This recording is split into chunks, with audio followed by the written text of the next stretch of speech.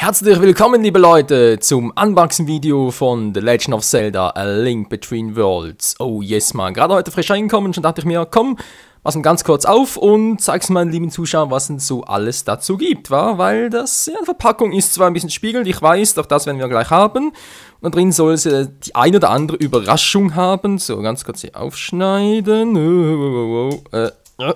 Komm schon, so, dankeschön.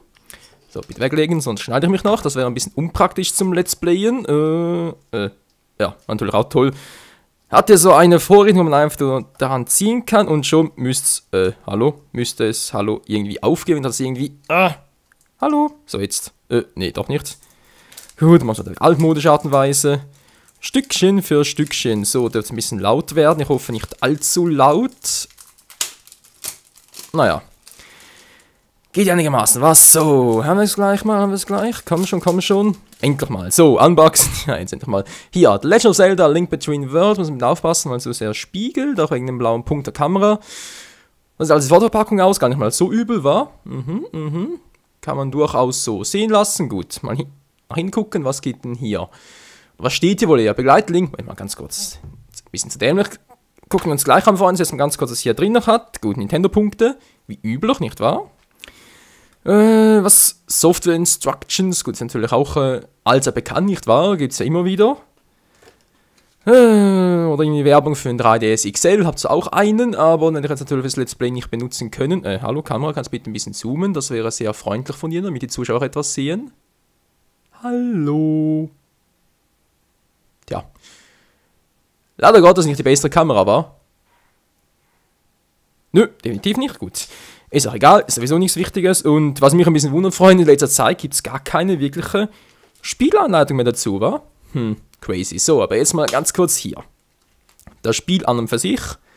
The Legend of Zelda. Jetzt wäre ich sehr froh, wenn du zoomen könntest. Ja, versucht's gerade. Gut. A Link Between Worlds. Wie man sehen kann, da ganz gut zu sehen, das goldene Triforce, wie es eigentlich immer in den meisten Spielen so vorhanden ist. Natürlich auch das dunkle Triforce unten dran und dann halt rechts dort noch Link, der, ja, hat ein bisschen was von ägyptischer Höhlenmalerei zu tun, wa? Also sprich Hieroglyphen und so. Sieht schon sehr cool aus. Gut. So, was ich eigentlich zeigen wollte, es gibt natürlich auch hier ein Wendecover, man sieht es bereits. So, weg hier, so ein bisschen der Verpackung. So, zack, den mal rausnehmen. Und damit man das nachher wenden kann und nicht mehr das, ihr seht schon, das Logo, das PEGI-Info, das USK-Logo nicht mehr drauf hat. So, jetzt also hier hinten die andere Seite, hier ganz in grün, ein bisschen farbiger als hier die Rückseite mit dem Gold. Wobei ich sagen muss, sieht eigentlich beides sehr gut aus, aber egal.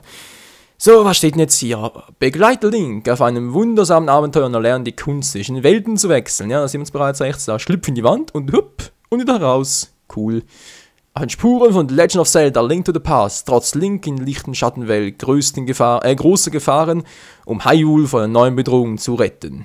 Er hat ein Bild und betritt die Welt. Ja, was heißt neue Bedrohung? Also, naja. Laut dem Trailer wissen wir bereits, eine Bedrohung ist, nicht wahr? Aber ich denke mal, so einfach wird es doch nicht sein.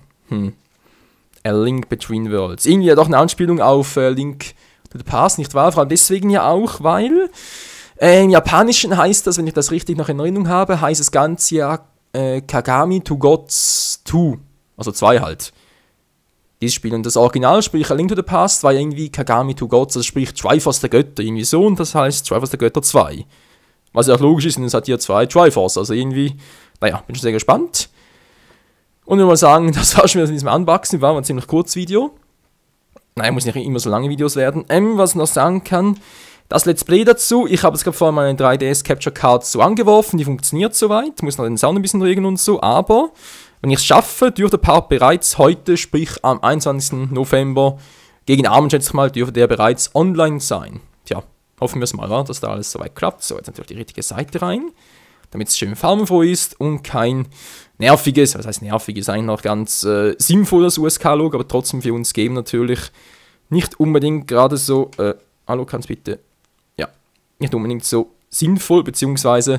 nutzvoll. So, hier haben wir es also nochmal mit dem farbigen Logo, ganz grün, das Master Schwert, was natürlich auch eine große Rolle spielen dürfte.